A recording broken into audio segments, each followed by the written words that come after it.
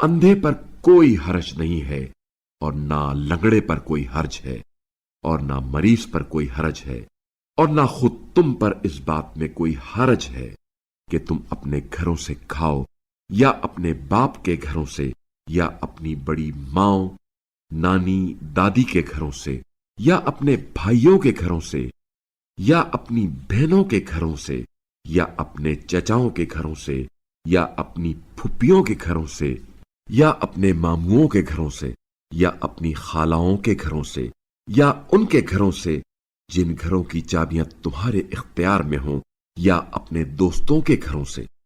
اس میں بھی کوئی حرج نہیں کہ تم مل کر کھاؤ یا جدا جدا۔ اور جب تم کسی گھر میں داخل ہو تو اپنے آپ پر سلام کیا کرو، اللہ کی طرف سے بابرکت اور پاکیزہ تحیت کے طور پر۔ اس طرح اللہ اپنی نشانیاں تمہارے لیے کھول کر بیان فرماتا ہے، شاید تم عقل سے کام لو۔ مومن تو بس وہ لوگ ہیں جو اللہ اور اس کے رسول پر ایمان رکھتے ہیں، اور جب وہ کسی اجتماعی معاملے میں رسول اللہ کے ساتھ ہوں تو ان کی اجازت کے بغیر نہیں ہلتے۔ جو لوگ آپ صلی اللہ علیہ وآلہ وسلم سے اجازت مانگ رہے ہیں، یہ یقیناً وہی لوگ ہیں جو اللہ اور اس کے رسول پر ایمان رکھتے ہیں۔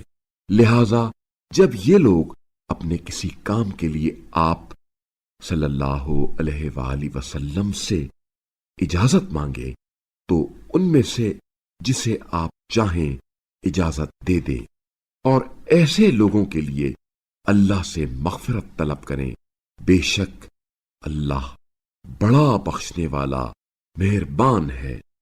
تمہارے درمیان رسول کے پکارنے کو اس طرح نہ سمجھو جس طرح تم آپس میں ایک دوسرے کو پکارتے ہو۔ تم میں سے جو دوسروں کی آڑ میں کھسک جاتے ہیں اللہ انہیں جانتا ہے۔